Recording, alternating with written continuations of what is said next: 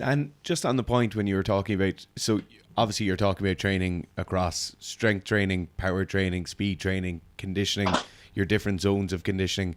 How does it look when you come into kind of athletes camp, if it's John Jones and he has jiu-jitsu coaches and possibly striking coaches, and then you're coming in as a performance coach? What does that kind of dynamic look like? Yeah, we meet with all the coaches as we did with John at Jackson Wink. We had all the coaches there. And my main goal is some sort of concurrent model that allows him to maintain or improve each of his necessary performance objectives, depending on the time frame that we have, whether the fight's 3 months away or 6 months away. I would make different recommendations. My main goal is to get everybody on the same page in terms of managing fatigue. That's the biggie. You have limited physical capital. It needs to be invested in multiple different areas. You can increase or decrease that capital with more sleep and better nutrition, of course. But if I've got 3 different coaches on 3 consecutive days, all trying to do high fatigue workload, he's never going to be able to recover. So I would stack the fatigue days with, say, Monday. If I was going to have him lift in the AM and then do kickboxing in the PM, that would be a pretty high fatigue day, and I would stack it. I wouldn't have him lifting hard on Monday and then kickboxing Tuesday.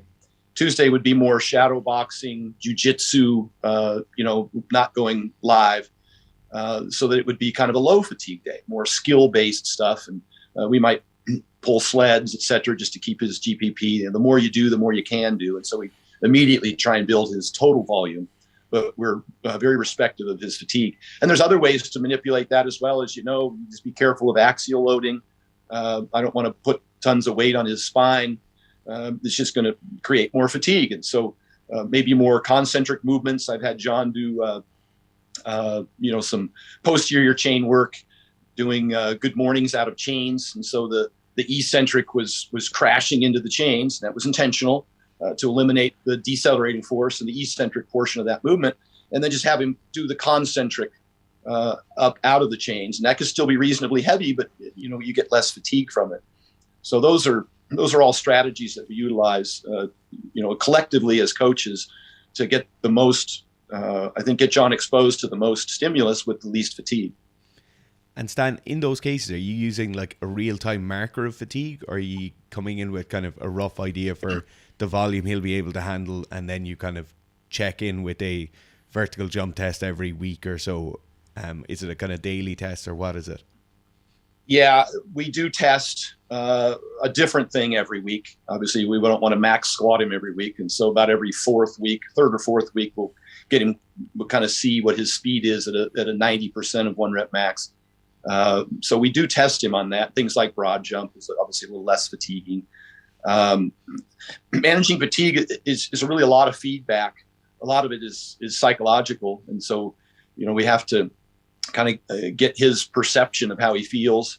And we look at things like resting heart rate, although that's a lagging indicator. That's kind of an alarm going off that, we need to take a light day. It's not too many off days for an athlete like that. A light day would be, jiu-jitsu and sled drags or a bike ride, presuming it wasn't all uphill. So, so we do consistent measurements, and the coaches give us constant feedback, and his training partners as to how they feel he's performing, and we get, his input, obviously. So in terms of those lifting sessions, what are those kind of go-to lifts you have for an athlete like John, someone in a combat sport? Were you basing it off previous stuff he's done? Because I know he's been quite a fan of some powerlifting movements before. So are you coming in based off that's what he'd like to do, or was there other stuff you had that you wanted to do with him? How did that kind of look for those sessions? Yeah, when dealing with high-level athletes, you always have to include things they like to do, or they'll go find somebody who will. And things they're good at is generally what they like to do, and those are things that you don't necessarily need to train as much. And then when you do some testing and find things that they're not so good at, they don't necessarily want to train those. So you have to find a method that allows you to improve that the athlete still enjoys, I guess you should say the word. He was very strong at deadlifting, and so his posterior or his quads were really strong, but the lockout was not as strong, and we found that the hamstrings, which is typical, as you know, posterior chain is generally neglected, hamstrings in particular, and so we threw him on a glute ham raise and found that he wasn't very powerful there. But within just a few short weeks, we had him up to doing 20 reps on glute ham raises. And that was, very effective. Obviously, we push pull legs, and then run, jump, throw. We use the push pull legs to create the strength foundation so that he can run faster and jump higher and throw more powerfully, which are more, that's your GPP kind of slowly transitioning into your specific physical preparedness. For running, we use the overspeed treadmill. Speed is huge, and it's the least fatiguing, and we could utilize it for both top end speed and for endurance, doing intervals. For jumping, mostly it was just speed strength. Like I mentioned, we try and move heavy weights fast, multiple repetitions. We still kept them down in the strength zone around 5 reps with heavy weight. But just tried to move them as much as possible concentrically and explosively. And so that's kind of how we designed the program. It's pretty standard. And then progress it over time. We measure everything and then challenge him to improve, 1 more rep, 1 more set, or 5 more pounds over time. So for that sport-specific fitness for, MMA or the jiu-jitsu training, did you find that the steady-state cardio had a large impact, or did you find that you had to go to those kind of higher intensity zones, or was it definitely a mix of both of those having the most impact? Yeah, we utilized both. He already has incredible endurance, and so we really focused more on speed than endurance, and also the type of speed, hip extension.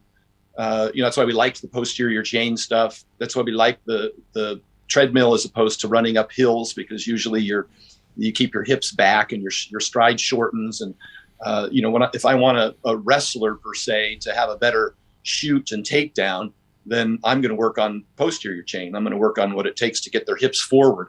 And so we might, if we run hills or run them on the treadmill, it's less fatigue, but we'll make sure that his hips are forward and his stride length doesn't get compromised. And so those are some ways that we can challenge him, but also make sure that we're targeting the right muscles. Stan, where do you want people to go find you at the moment, or what's your kind of main endeavors at right now? Everything's at Stan Efferding. StanEfferding.com is my website. At Stan Efferding is my Instagram. I have some great YouTube content. My rants is going to be also Stan Efferding on YouTube. And of course, the Vertical Diet Meal Prep Company, available nationwide in the United States and UK now, is at theverticaldiet.com. Nice.